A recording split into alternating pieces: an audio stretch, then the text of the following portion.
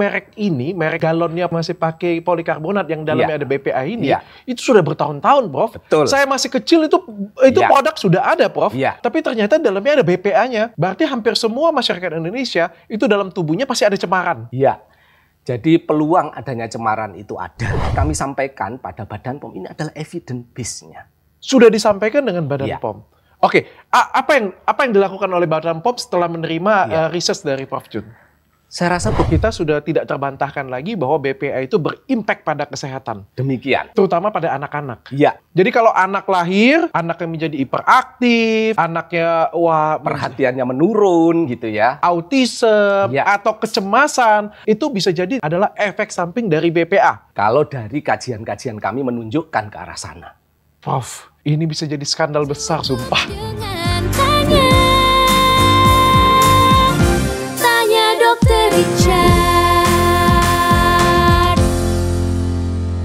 Merek air minum terbesar di Indonesia, sebut aja mereknya A nih ya, ini menguasai pasar 70%. Air minum galon tersebut masih menggunakan polikarbonat yang di dalamnya itu ada BPA, dan menurut penelitian BPA ini dapat menyebabkan kanker dan gangguan pada kehamilan. Seperti yang kita ketahui, banyak banget minuman kayak botol minuman pada bayi ya, itu sudah BPA free semuanya ya, dan itu dilarang di Eropa. Tapi masih air minum kemasan terbesar di Indonesia ini masih menggunakan BPA di dalamnya dan dapat menyebabkan resiko kanker. Benar begitu, Prof. Jun? Ya. BPA ini merupakan endocrine disruptor ya, sehingga mengganggu hormon, fungsional dari hormon, sehingga peluang terjadinya penyakit kanker, penyakit degeneratif lainnya itu terjadi. Bahkan pada perkembangan mental pun itu bisa terjadi. Wow. Prof, ini merek terbesar di Indonesia, air minuman dalam kemasan galon yang hampir setiap hari kita konsumsi bertahun-tahun, di dalamnya masih ada BPA dan dapat menyebabkan kanker. Itu fakta. Kalau kita lihat dari report, beberapa hasil penelitian menunjukkan demikian. Baik dari kajian penelitian yang ada di laboratorium pada hewan coba maupun studi epidemiologi yang ada pada manusia. Prof. Jun, ini kalau benar terjadi ya, kalau benar iya ya, ini adalah tragedi terbesar di dunia industri Indonesia saya pikir. Iya. Nah, oleh sebab itu kita ingin memberikan informasi yang benar ya terkait dengan bagaimana kita itu bijak memilih produk sehingga bisa mengantisipasi pada kesehatan kita pada masa yang akan datang. Oke. Kenapa demikian? Kalau kita lihat karena BPA ini endocrine disruptor ya, maka tentu hormonal sistem itu yang akan diganggu. Oke. Nah, ketika ini terjadi pada anak-anak kita, maka tentu perkembangan mereka pada masa yang akan datang itu akan mengalami gangguan. Terutama pada anak ya. Betul. Makanya kayak minuman-minuman kayak botol minuman bayi, apa-apa itu kan tulisannya BPA free, BPA free. Setuju saya itu. Dan itu menjadi penting banget ya, jadi concern ya. Karena di anak-anak terutama yang lebih bisa kena ya. Betul. Nah, penelitian kami pada hewan coba yang prenatal dan postnatal, dengan adanya pemaparan dari BPA pada konsentrasi yang rendah sampai konsentrasi yang tinggi, itu mempengaruhi perilaku dari anak hewan coba yang dilahirkan. Oh, berubah? Betul. Oke, sebelum saya lebih lanjut, supaya kita sama-sama enak ngobrolnya, saya perkenalkan di samping saya adalah Prof. Junaidi, seorang guru besar dari UNER ya. Universitas Airlangga. Oke, adalah seorang peneliti yang concernnya tentang di BPA dan galon polikarbonat ya, Prof ya. Dan salah satu datanya juga sudah diserahkan kepada BPOM dan salah satu orang yang didengarkan oleh BPOM masukannya. Benar ya, Prof ya? Ya, demikian. Karena kami terlibat dalam beberapa event dan juga agenda untuk memberikan informasi yang tepat terkait dengan produk yang digunakan oleh masyarakat. Oke, tapi berarti data tersebut sudah dikasih ke BPOM, berarti BPOM kita sudah tahu dong kenyataan ini sebenarnya? Ya. Tentu saja kajian kami sudah kami sampaikan. Dan itu sudah dibicarakan pada beberapa pertemuan, baik itu pertemuan di Badan POM maupun juga di lintas kementerian atau lembaga. Kementerian pun juga sudah tahu, bukan cuma BPOM, kementerian sudah tahu. Dan koreksi saya kalau saya salah, sebenarnya kalau di luar negeri sendiri, BPA ini sudah jadi concern yang luar biasa besar. Ya, benar. Jadi kalau kita lihat BPA ini sebenarnya perubahan terkait dengan kebijakan BPA di luar negeri itu sudah kalau saya melihat itu dramatically berubah gitu ya. Jadi kalau pada tahun 2010 yang diizinkan oleh EFSA itu lembaga untuk mengevaluasi safety dari makanan yang ada di Eropa. BPOM-nya Eropa. Kalau EFSA itu khusus untuk makanan. Kalau BPOM EMA di sana, European Medicine Agency. Dibagi lagi. Iya, betul. FDA-nya Eropa. Ya, demikian terkait dengan food safety ya. Iya. Nah, itu kalau kita lihat sudah melakukan revisi sepanjang tahun 2010 ya. Di sana BPA yang diizinkan itu adalah 0,6 ya, yang dirilis. Tetapi kalau kita lihat pada tolerable daily intake-nya itu sampai dengan 50 mikrogram per kilogram berat badan. Itu tahun 2010? 2010. Kemudian tahun 2015 itu berubah lagi, diturunkan sangat kecil, yaitu 4 mikrogram per kilogram berat badan dari per hari. 50? Betul. Dari 50 ke 4? Iya. Kemudian tahun 2023 ini diturunkan lagi menjadi 0,0002 mikrogram. Berarti, sedrastis itu ya? Ya. Sehingga kalau kita lihat itu ada penurunan sebesar 20.000 kali. Nah, ini kan artinya ada concern terkait dengan keamanan dan juga dampak bagi kesehatan dari BPA itu. Setelah diteliti ternyata BPA itu berbahaya dan bisa impact ke kesehatan. Makanya dari sana regulasinya selalu diturunin bahkan 0,0002 miligram per kilogram berat badan per hari itu adalah tolerable daily intake-nya. Yang masih boleh ya. Berarti kecil, harus kecil banget cemarannya ya. Betul seperti itu ya. Sebelum kita masuk ke sana, mungkin banyak kan orang bilang ya, dari dulu pun aku orang kesehatan, dokter juga kan. Kalau beli minuman bayi itu tulisannya BPA free kayak gitu punya ya. Sebenarnya apa sih yang kita takutin? Apa sih BPA itu, Prof?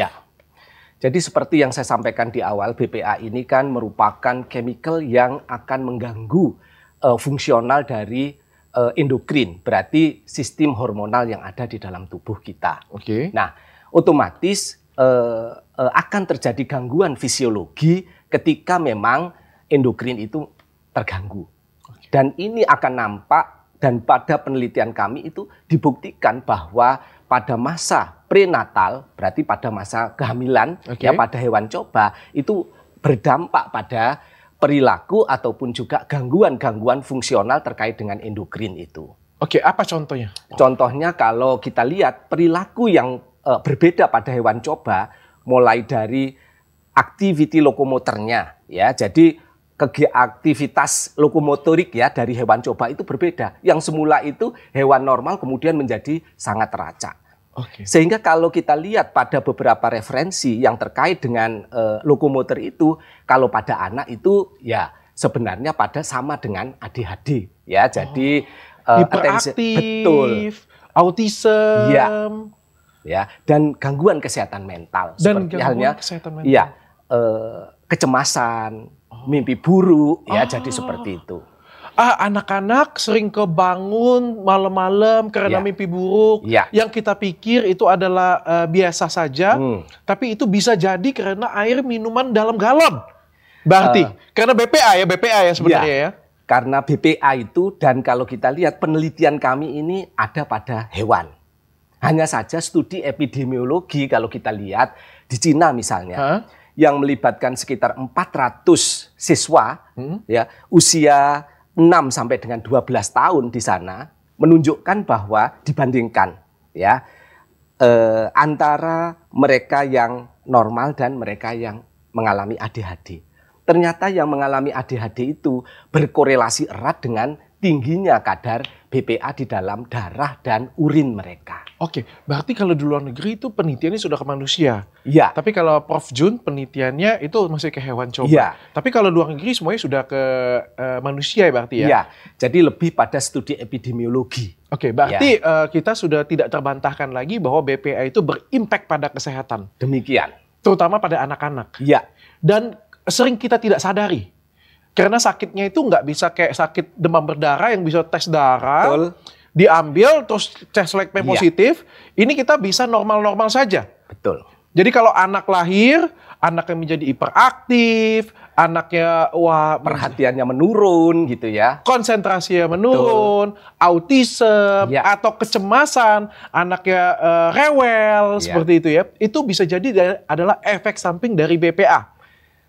Saya rasa demikian. Kalau dari kajian-kajian kami menunjukkan ke arah sana. Prof, ini bisa jadi skandal besar, sumpah. Ya bagaimanapun juga ini memang saya concern terkait dengan BPA ini. Kan kalau kita lihat memang banyak penelitian terkait dengan BPA pada cancer, BPA pada diabetes mellitus, BPA pada hipertensi gitu ya. Tetapi saya lebih concern pada bagaimana kita menyelamatkan generasi muda ke depan. Oke, itu gitu. Efeknya pada yang apa ya? Yang mungkin kita temuin sehari-hari adalah efek dari BPA. Selain itu apa lagi, Prof? Saya dengar katanya BPA ini bisa nyebabin kanker juga. Iya. Ya, kalau dilihat pada endokrin ya, maka ada beberapa hormon yang memang ketika fisiologinya terganggu, maka kanker bisa terjadi. Misalnya apakah itu kanker pada breast cancer, ya, kanker pada darah, ya, kanker pada serviks, itu mungkin bisa terjadi. Karena itu kan dimodulasi oleh endokrin yang ada di dalam tubuh. Ketika di sana diganggu, adanya gangguan, salah satu contohnya pengganggu adalah BPA itu, ya pasti dia nanti akan mengalami gangguan itu. Menjadi salah satu pencetus ke sana. Iya. Meskipun kalau kita lihat kanker sendiri atau beberapa penyakit itu terjadinya multistage, ya. Jadi artinya banyak penyebabnya. Nggak bisa kita ngomong langsung ke sana, tapi salah satu pemicunya adalah itu. Pertanyaan saya kayak gini, Prof Jun. Menurut penelitian, baik Prof Jun ataupun yang Prof Jun baca mungkin di luar negeri, berapa banyak sih paparan yang bisa menyebabkan efek baik untuk ke anak-anak tadi, perubahan, ataupun juga menjadi kanker kayak gitu?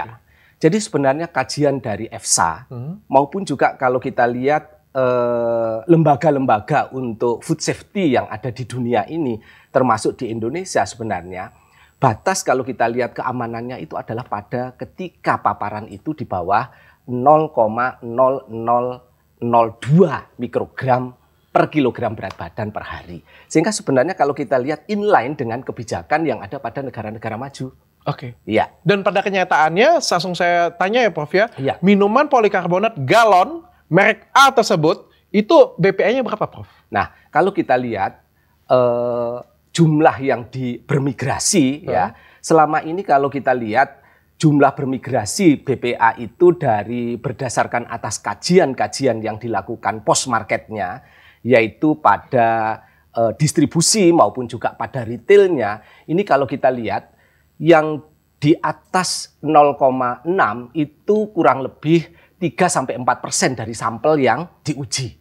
Jadi artinya kalau lebih dari 0,6 ppm ya, part per millionnya itu sekitar 3-4%. Sementara yang berada pada rentang 0,05 sampai dengan 0,6 ini hampir 30% dari sampel yang diambil. Dari sampel yang diambil, berarti hampir semuanya itu di atas rata-rata dari standarnya dari Eropa sana. Kalau dilihat rata-rata Eropa pasti di atasnya. Karena kami melakukan kajiannya itu adalah lebih dari 0,6 dan 0,05 sampai dengan 0,6 ppm. Oh, ada perubahan karena setiap galon itu beda-beda bagaimana ya Prof? Ya, jadi sebenarnya kan pada galon itu ketika memang air dalam kemasan itu diproduksi dengan fasilitas yang sangat memadai, kemudian didistribusi dengan cara yang sangat baik, serta ketika memang di retail itu diperjualbelikan dalam keadaan yang baik. Keadaan yang baik itu apa? Mulai dari suhu dikendalikan. Ya, pasti kalau ada panas, maka di situ akan ada migrasi. Kemudian derajat keasamannya dan paparan sinar matahari. Ya, jadi itu menjadi bagian yang menimbulkan meningkatnya dari pelepasan atau migrasi BPA itu. Karena BPA itu kan ada sebagai bahan pembentuk polimer, sehingga dengan adanya panas, dengan adanya suhu yang berbeda ya, dengan adanya paparan sinar matahari, dengan adanya perubahan pH, maka di situ pasti akan dilepas dalam jumlah yang lebih besar. Oke. Oke, Prof, saya balik lagi tadi karena Prof belum jawab. Jadi berapa lama menurut Prof kan melakukan penelitian pada hewan coba ini ya. Betul. Berapa lama Prof memberikan paparan BPA sehingga kita bisa mengamatin lahirnya bayi tersebut itu ada gangguan. Tentu kan berarti kalau kehamilan itu kan pendek banget ya. Kehamilan pada manusia aja cuma 9 bulan ya. Apalagi kehamilan pada hewan yang lebih rendah daripada itu. Berarti dengan porsi yang sependek itu sudah memberikan dampak yang luar biasa. Iya. Jadi kami melakukan paparan itu kurang lebih 19 sampai 21 hari. Karena usia kebuntingan pada hewan itu kurang lebih adalah 21 hari. Cuma 19 sampai 21 hari. Berapa banyak Prof yang diberikan? Jadi kalau kita memberikan itu mulai dari nanomolar, 1 nanomolar, kecil sekali, 1 nanomolar, sampai dengan 10 mikromolar. Itu kita coba pada hewan. Itu masih di bawah standar kah? Masih. Itu masih di bawah standar dari apa yang diregulasikan? Benar demikian. Hewan coba 20 hari di bawah standar sudah memberikan hasil. Iya, tetapi yang kita berikan adalah BPA-nya. BPA. Iya sama aja, Prof. Sedangkan kita minum minuman galon tersebut bertahun-tahun, berhari-hari, berbulan-bulan, bertahun-tahun. Berarti saya juga ada dong efeknya dalam tubuh saya pasti. Iya. Jadi kalau menggunakan air minum yang mengandung BPA, BPA itu metabolisme dan massa di dalam tubuh singkat. Jadi kalau kita menggunakan gitu ya, tidak dalam waktu yang lama itu nanti akan dimetabolisme dan diekskresikan dari tubuh kita. Hanya saja kalau itu terjadi terus-menerus, ya pasti punya dampak. Akumulasi pasti ada.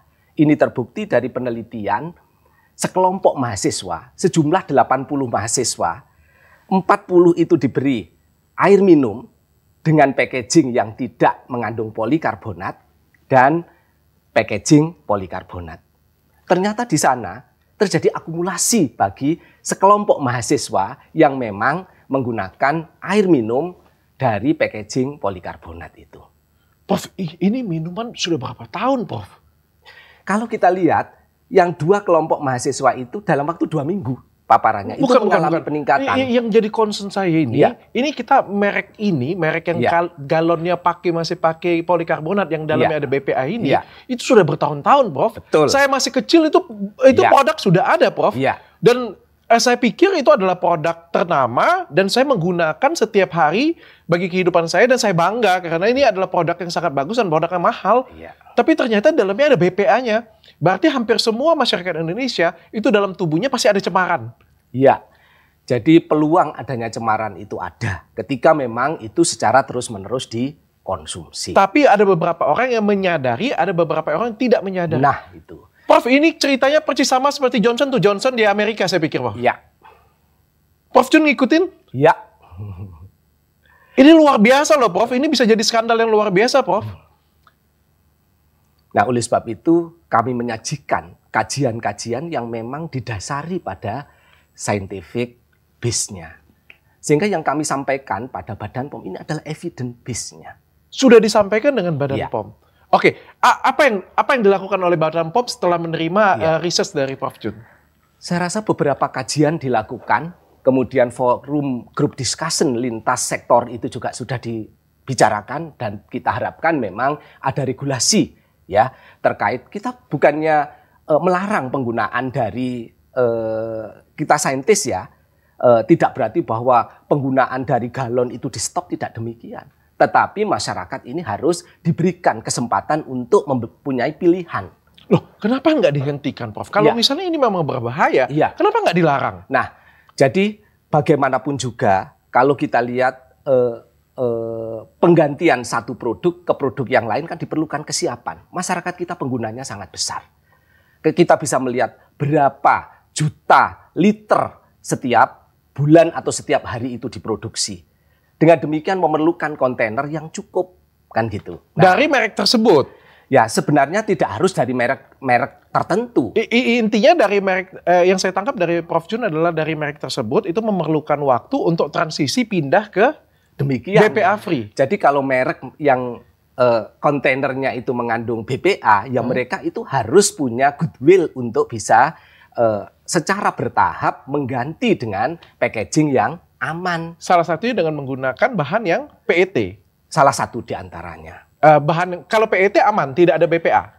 Kalau PET itu sejauh ini dari kajian tidak melepaskan BPA dan aman. Ya, memang di sana itu ada beberapa komponen yang memang harus dilakukan kajian. Tetapi sejauh ini dari report yang ada, kajian-kajian saintifik di sana stabil polimernya dan aman untuk Berarti digunakan. PET jauh lebih aman daripada polikarbonat. Demikian. Menurut penelitiannya. Ya. Dan itu sudah disampaikan dengan BPOM, BPOM sudah tahu, kenapa nggak melarang? Ya. Kan sesimpel itu, kita kan BPOM kan melindungi masyarakat, konsumen ya. Kenapa kalau sudah tahu itu berbahaya, bisa menyebabkan kanker, gangguan pada hormonal, dan lain sebagainya, kan tinggal dilarang saja. Iya, tentu Badan POM juga sudah punya langkah-langkah ya. Karena bagaimanapun juga untuk melarang itu kan harus ada regulasi. Saya rasa Badan POM menyiapkan regulasi itu. Oke, regulasi yang sekarang terjadi adalah bagaimana, Pak? Ya, jadi kalau sekarang ini regulasi dalam jangka pendek tentu ini yang saya ketahui ya. Regulasi yang memang kita harapkan itu adalah penurunan untuk tolerability daily intake-nya mengikuti dengan yang ada di Eropa. Oke. Ya. Kemudian yang kedua ini adalah pada pelabelan. Jadi di beberapa negara di luar negeri itu pelabelan dari produk yang mengandung polikarbonat di sana itu jelas apakah produk-produk plastik itu mengandung BPA atau tidak. Oke, ditandain mengandung BPA. Betul. Iya. Nah, tentu kita harapkan di Indonesia ini juga ada terkait dengan regulasi penandaan pada kemasan dari suatu produk di mana peluang untuk pelepasan dari BPA itu terjadi pada. Tapi kalau regulasi sendiri dari BPOM berapa sih toleransi sekarang? Nah, kalau sekarang ini masih 0,6 untuk migrasinya ya 0,6 ppm. Oke, dan pada kenyataannya yang di luar sana yang beredar di masyarakat lebih dari itu. Yang lebih dari itu ada sekitar 3%. Ini dari kajian tahun 2000, bukan kajian, penelitian tahun 2021 sampai dengan tahun 2022. Tetapi yang berada pada batas 0,05 sampai dengan 0,6 ini lebih dari 30%. Lebih dari 30 sampai 40%. 30 sampai 40% air minum dalam kemasan galon kita itu di atas rata-rata yang dikomitkan dari Eropa. Ya. Dan dapat menyebabkan bahaya kesehatan bagi kita. Ya. Kenapa nggak sesimpel itu aja sih BPOM larang?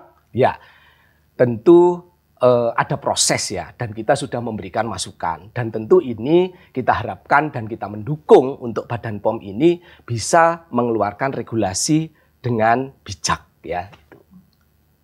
Prof, ini apa menurut Prof ini kan sama kejadiannya sama EG dan DEG ya? Iya. Apakah kita harus tunggu ini meledak dulu, viral dulu, korbannya ada di mana-mana dulu, baru bisa dihentikan? Iya. Jadi sebenarnya pola ya.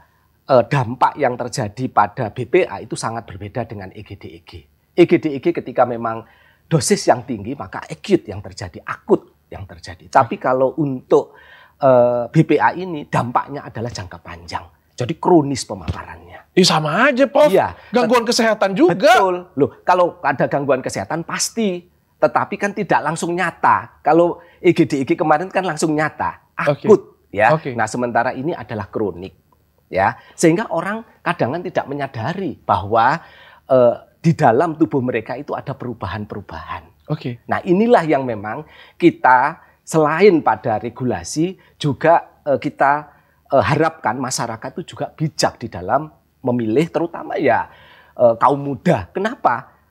Segmen saya pada penelitian yang saya lakukan itu adalah pada young generation.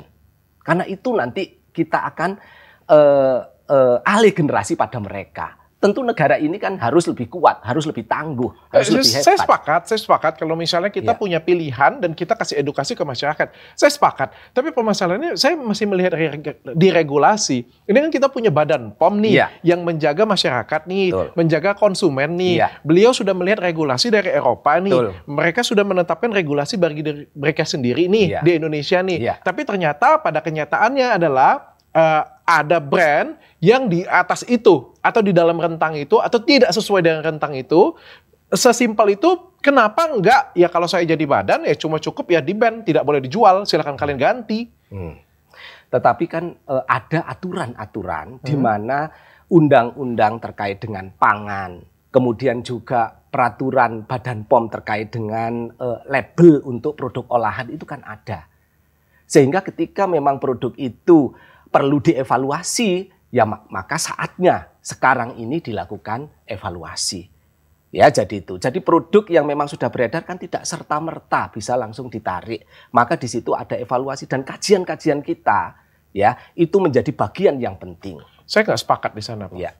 Ketika kemarin kejadian EG dan DEG ya, saya melihat pemerintah, terutama BPOM ya, melakukan langkah-langkah yang cukup panik, yang cukup hampir menghentikan.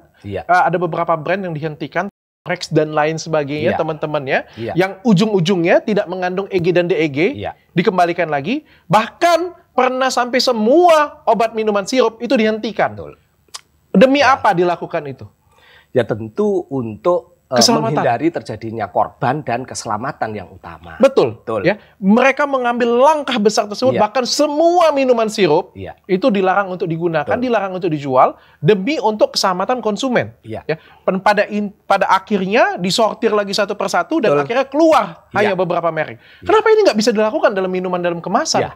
Sebenarnya kalau kita lihat ya, dokumen-dokumen yang terkait dengan riset ini sudah lebih awal sebenarnya dibandingkan dengan EG-DEG. Ya, jadi itu. Nah, oleh sebab itu tentu di sana Badan POM kita berikan ruang untuk bisa membuat keputusan. Saya rasa kalau untuk membuat keputusan terkait dengan suatu produk yang sudah beredar kemudian melakukan ban ataupun juga menarik itu ada prosesnya. Ya, jadi itu. Proses apa ini maksudnya? Memberikan jangka waktu? Mungkin saja, tetapi kajian-kajian itu kan harus ada. Dan kita sudah mensupport kajian itu. Dan kami yakin nanti itu untuk kajian-kajian itu digunakan di dalam penghentian ataupun juga memberikan peringatan-peringatan pada produk tersebut. I still don't get it. Aku masih nggak paham. Bagiku adalah, aku pengen tahu masalahnya apa. Bagiku adalah simple itu, BPOM cukup melarang. Ya kamu ganti, kalau nggak mau ganti kamu silakan keluar. Dan si perusahaan tersebut tinggal ganti saja. Saya rasa itu bagian dari Badan POM ya. Kalau kami sebagai penyaji dari data untuk riset itu. Ya, oleh sebab itu kita sajikan semua data-data riset kita untuk mereka. Karena ini adalah evidence base. Ya, jadi itu. Nah, sementara tentu ada formulasi ya bagaimana kebijakan ataupun keputusan itu dibuat. Dan saya rasa kita sudah sejalan ya. Jadi artinya melihat bahwa di situ ada permasalahan kesehatan dan potensinya sehingga itu memang harus dilakukan. Apakah di sini ada perlindungan terhadap brand-brand tertentu? Brand yang market leader tadi? Nah itu kalau saya tidak bisa menjawab itu ya. Kami saintifik pasti lihatnya adalah kajian kami berdasarkan atas data-data saintifik ya, jadi itu. Saya rasa kalau yang ini ya sekali-sekali diundang ya untuk Badan POM ya. Boleh. Saya juga pengen mengundang, kalau nonton video ini saya pengen mengundang Badan POM. Siapa tahu kalau misalnya mau datang diundang, kan ini kan untuk konsumen ya semuanya ya. Saya sering banget undangnya. Dan saya juga mengundang untuk pihak perusahaan terkait, langsung aja saya sebut ya Prof ya. Saya mengundang juga pihak kalau misalnya kalian menonton video ini dan pengen memberikan klarifikasi atau pengen memberikan jawaban, saya persilakan waktu dan tempatnya karena ini menjadi concern bagi kesehatan masyarakat Indonesia. Ini nggak main-main loh. Perusahaan besar di Indonesia yang terngiang-ngiang dari waktu kita masih kecil. Yang dari, wah itu kita banggakan banget, Prof. Kalau cari air minum tuh nggak ada air minum dalam kemasan, nggak ada, Prof. Kayak gimana ceritanya kalau kita kan paling sayang dengan anak-anak, Prof. Kalau dengan diri kita sendiri kan kadang-kadang kan kayak, ya udahlah, ya kayak gitu ya. Tapi kalau untuk anak-anak kan kita cari BPA free, botol minumnya, ya botol susunya BPA free, ini ya BPA free. Tapi airnya pakai galon yang tidak BPA free. Betul. Ya. Jadi itu kan harus jadi concern ya pada orang tua terhadap anak. Dan ini konsumennya menurut data 70% dari minuman galon konsumsi di Indonesia 70%-nya adalah merek tersebut. Begitu juga dengan kalau kita minum di restoran, Iya. kemungkinan terbesarnya adalah air galon tersebut kan? Ya peluangnya demikian. Ya. Jadi itu peluangnya demikian ya. Jadi itu. Nah, oleh sebab itu kalau di instansi kami, Dr. Richard ya, kalau di instansi kami itu melakukan pengolahan air. Ya, jadi pengolahan air di dalam building, di dalam gedung itu untuk dikonsumsi oleh para mahasiswa kami. Jadi dengan menggunakan sistem reverse osmosis, ya, kemudian kami hubungkan dengan dispenser, para mahasiswa tinggal membawa tumbler mengisi di situ. Kami pastikan bahwa itu adalah BPA free. Ya, jadi itu memang itu langkah kecil, tetapi itu akan sangat membantu generasi kita pada masa yang akan datang. Karena kami punya keyakinan dan kami punya evidence itu. Wow. Ini air minum kita minum sehari-hari loh, Prof. Betul. Ya. Setiap hari loh. Bahkan ada sebutan minum 2 liter.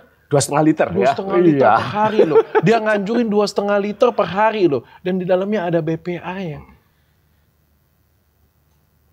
Ini sudah ada korban belum, Prof?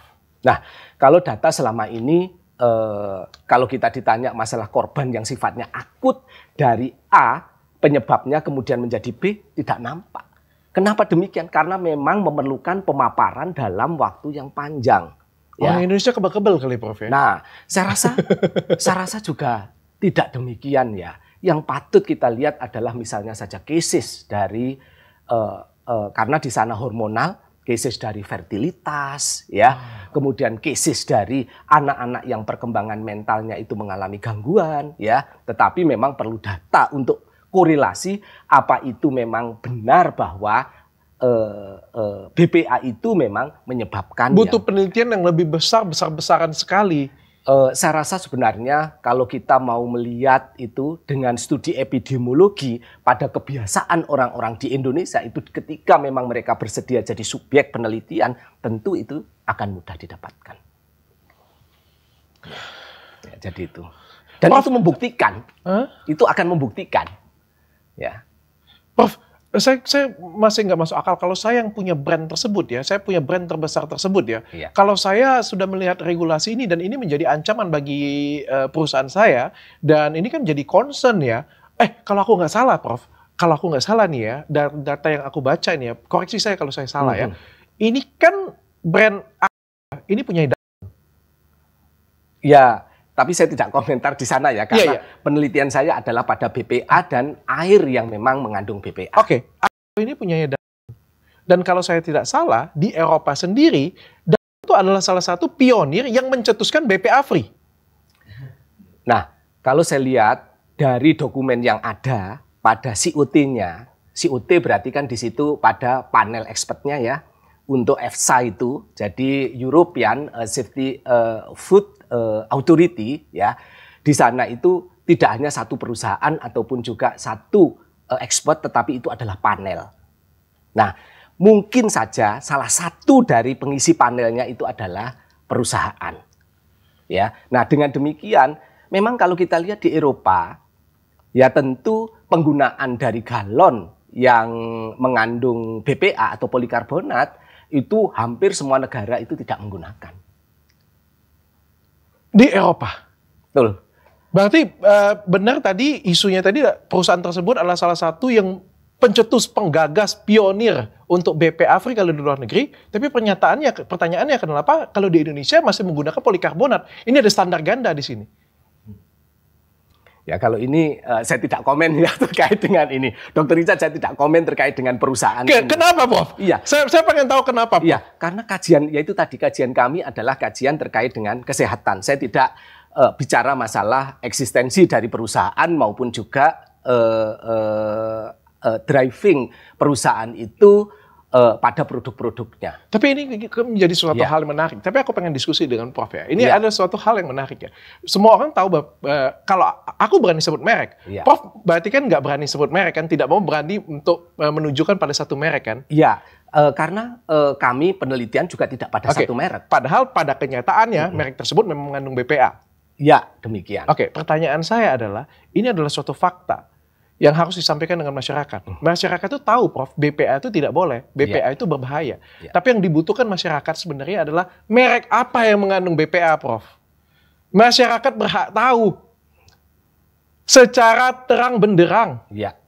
Nah, saya rasa ini sangat erat dengan kebijakan yang memang dirancang oleh Badan POM ya untuk labeling pada BPA free ataupun juga mengandung BPA. Dan itu sudah dilakukan di lapangan? Saya rasa belum, karena kalau kita lihat, loh itu belum memang. Belum ya? Loh itu belum. Ya ini menunggu dari proses-proses yang ada. Tentu Badan POM tidak sendiri di dalam menetapkan, tapi saya rasa itu lintas sektor itu sudah bekerja.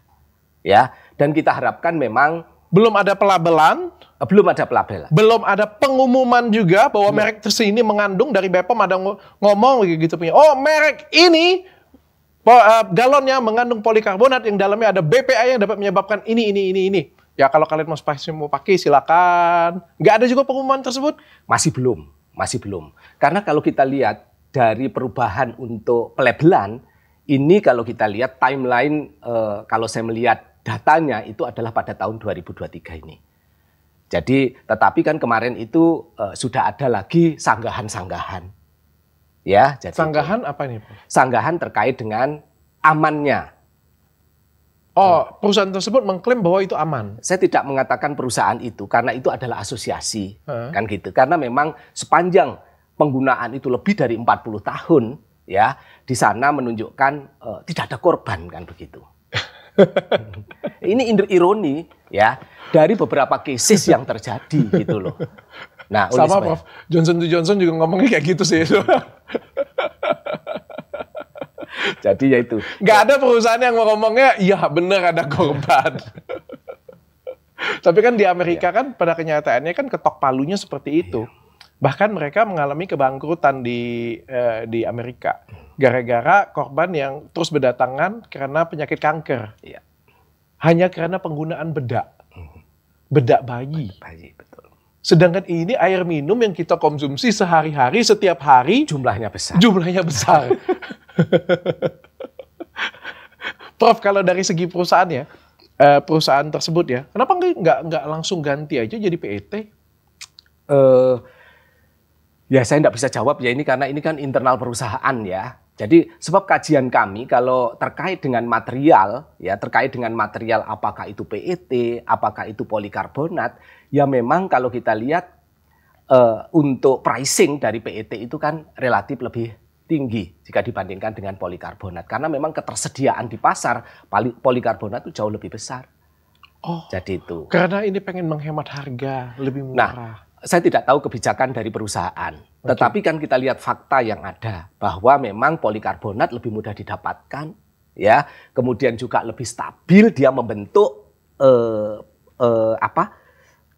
wadah itu jadi lebih stabil. Jadi lebih karena kuat. Dia itu keras, betul.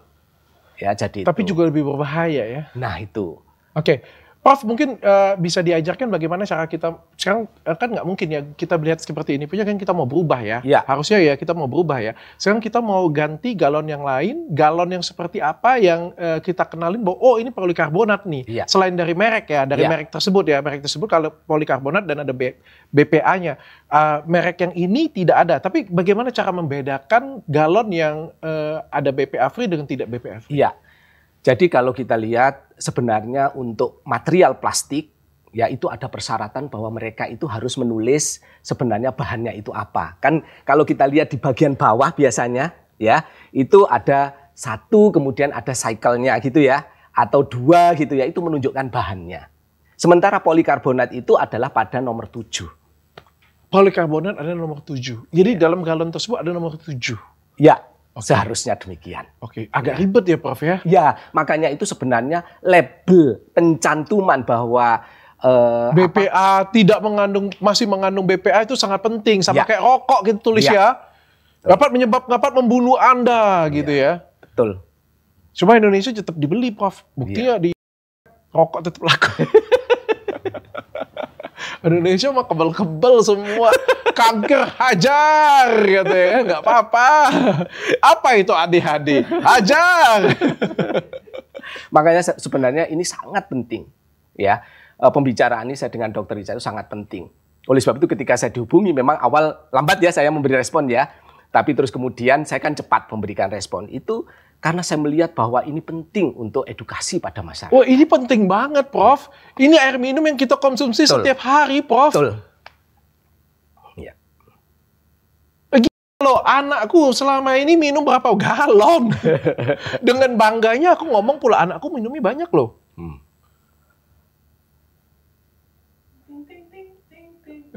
Anakku minumnya banyak loh.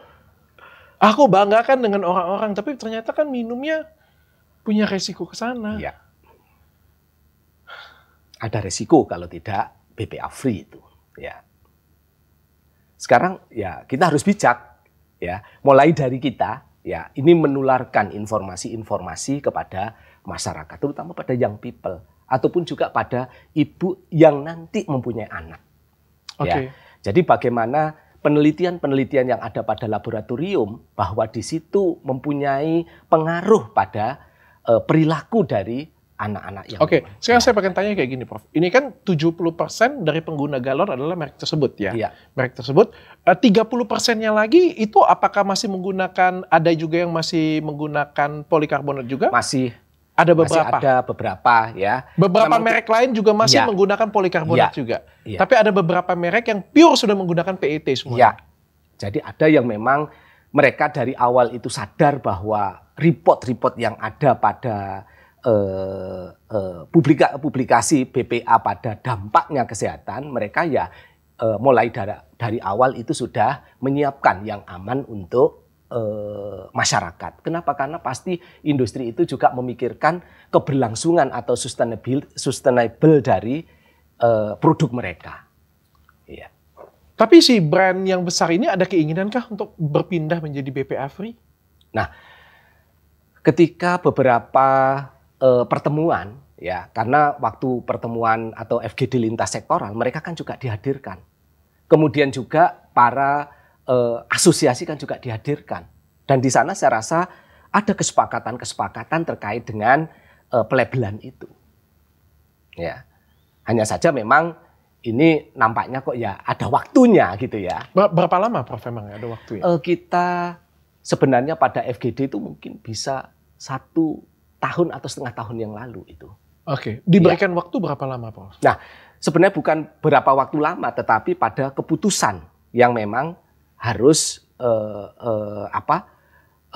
memberikan label pada pangan. Oh, memberikan label dulu, memberikan label. Tapi mereka nggak ada keinginan itu untuk mengganti ke PET gitu, Prof? Nah, pada saat itu belum ada informasi terkait dengan penggantian itu. Jadi mereka juga belum ada rencana untuk migrasi semuanya ke PET yang jauh lebih aman, baik di safety-nya di Eropa, seperti itu, Prof? Ya, saya tidak tahu persis ya terkait dengan policy dari perusahaan itu, strategi dari perusahaan itu, tetapi ketika memang ada pertemuan lintas sektoral itu, ya mereka menyetujui untuk adanya dampak. Kalau misalkan adanya dampak pada kandungan BPA itu, saya yakin secara alamiah perusahaan itu juga akan menurunkan volume dari kontainer ataupun juga galon yang masih mengandung BPA. Pasti dia akan merubah. Itu alamiah, bisnis alamiah. Tapi saya tidak tahu bagaimana policy mereka. Oke, Prof, saya ada beberapa dapat data, tolong koreksi saya kalau saya salah. BPA yang ada dalam kandungan galon tersebut, itu katanya akan lebih bereaksi, akan lebih bermigrasi, dan akan jadi lebih tinggi kalau misalnya dipanaskan. Ya, betul. Kalau dipanaskan. Ya. Sedangkan kalau misalnya, ini kan galon isi ulang ya. Ya. Kalau misalnya mereka bersihkan, dan katanya kalau pembersihan itu menggunakan energi panas, disemprot air panas, itu 70-80 derajat Celcius. Ya.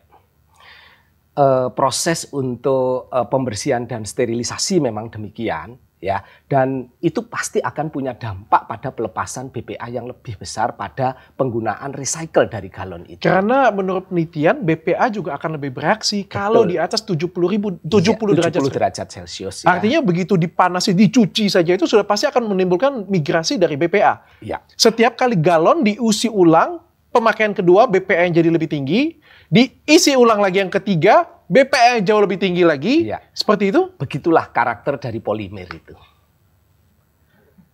Jadi polimer itu memang karakternya demikian.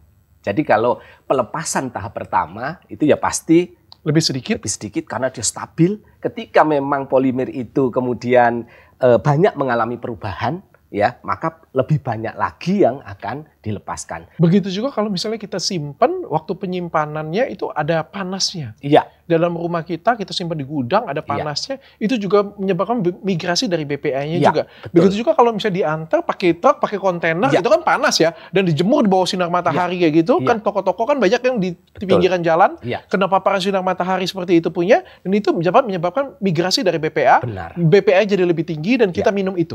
iya. Makanya kalau kita lihat untuk sampling yang dilakukan oleh lembaga authority itu pada fasilitas produksi dan pada distribusi. Dan kenyataannya pada distribusi Lebih tinggi. nah begitu.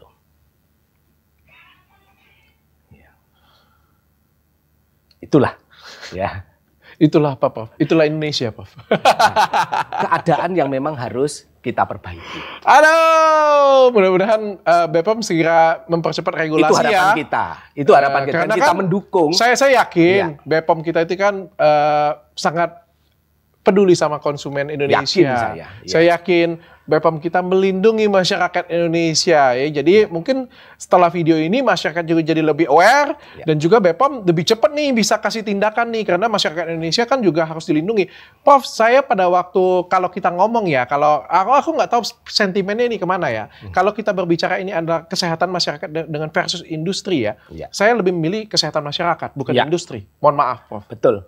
Sama, kami juga demikian. Oleh sebab itu kami di akademia ya itu memberikan support penuh terkait dengan kebijakan yang diambil Badan POM yang memberikan jaminan pada kesehatan masyarakat itu. Kesehatan jauh lebih penting daripada industri itu sendiri. Walaupun memang roda perekonomian kita kan ada di industri ya salah satu ya. Tapi apakah masih mati satu industri itu pengaruhnya sampai ke Indonesia luar biasa kan enggak. Tapi kan pengaruh kesehatan ini sangat berpengaruh. Ya. Sama seperti kalau saya ngomong kalau misalnya oke memang dibiarin aja, dibablas aja seperti ini punya. Ya kenapa enggak COVID kemarin kita hajar aja? Kenapa kita harus sampai work from home, sampai shutdown? Alasannya apa? Kesehatan masyarakat kan lebih diutamakan kan, mereka lebih mengorbankan perekonomian.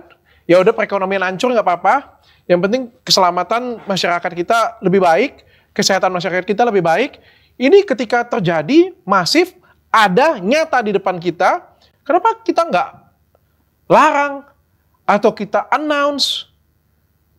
Masyarakat itu berhak tahu loh, ini untuk kesehatan kita. Kesehatan jauh lebih penting daripada industri itu sendiri. Apalagi ini adalah nyata di Indonesia.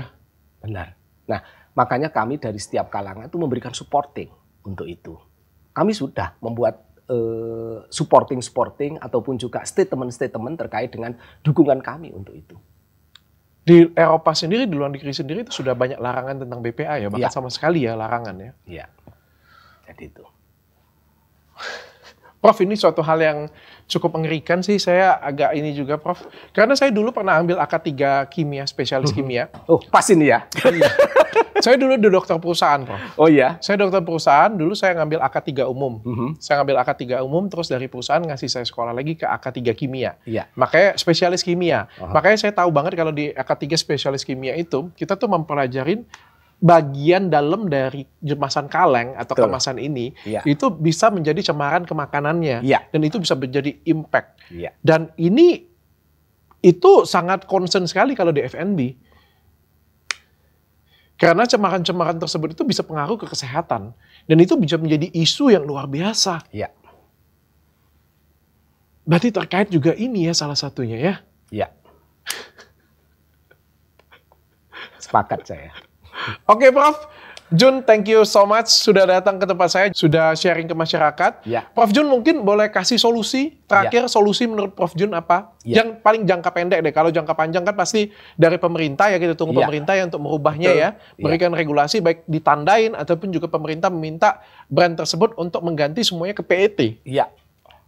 Jadi, Kalau untuk masyarakat yang sekarang di rumah? iya.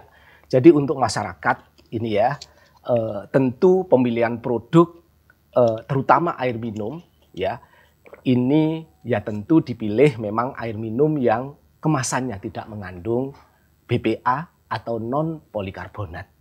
Ini adalah keputusan ataupun juga hal yang sangat baik untuk bisa diambil. Dan yang kedua tentu pada produsen. Saya ingin menyampaikan bahwa pada produsen ini mereka itu punya tanggung jawab sosial. Tidak mereka sekedar menghasilkan produk, tetapi ini tidak saya tujukan pada satu perusahaan, tapi banyak perusahaan bahwa mereka itu punya tanggung jawab sosial, ya, untuk betul-betul menjaga bagaimana kesehatan masyarakat itu bisa dijamin. Oke. Kemudian yang ketiga juga pada tentu lembaga authority, ya. Kalau lembaga authority tentu di sana sudah punya data, ya, maka tidak bisa melakukan pembiaran, ya. Ini ada tanggung jawab, ya, yang diemban yang sangat kuat dan sangat besar untuk melakukan tindakan yang lebih nyata untuk menjamin kesehatan masyarakat. Jadi saya rasa tiga hal inilah, baik pada masyarakat, baik pada produsen maupun juga lembaga authority untuk peraturannya. Oke. Ya, jadi itu. Saya setuju sekali. Terima kasih Prof. Hati-hati pulang jalan, Sama-sama. Prof. Oh iya. Hati-hati ya Prof pulang di jalan ya. Iya. Mulai sekarang pakai bodyguard, Prof. Tapi itu hanya galon ya. Kalau minuman kayak gini enggak ya? Kalau minuman ini kan sekali pakai ya. Oh, Iya. ini PET. Ada PET tapi ada juga yang memang mengandung polikarbonat. Oh, tetapi ada juga. Ada juga, tapi paling banyak memang PET. Ya, jadi itu. Sehingga relatif aman. Ya, jadi itu. Tetapi tetap memilih itu ya harus bijak. Prof, pertanyaan terakhir Prof. Apakah kalau air minum kemasan merek A tersebut, kalau kita sudah beli di rumah, kita taruh, kita masak, apakah akan mengurangi BPA-nya? Proses pemanasan ini sebenarnya tidak akan menurunkan dari BPA terlarutnya. Ya, jadi, menurunkan lebih tinggi atau sama aja? Jadi sebenarnya dia nanti akan sama, kecuali kalau terjadi pengendapan. Ya, jadi itu. Kecuali kalau terjadi pengendapan. Dan kalau kita masak kan selama kesadaran airnya itu tidak berubah, ya tidak mengendap. Thank you, Prof. Oke, ya saya juga terima kasih ini atas kesempatan untuk bisa memberikan informasi kepada Sama-sama, masyarakat. Prof. Sungguh, Sukses. saya harapkan masyarakat bijak gitu ya untuk mengkonsumsi dari air minum.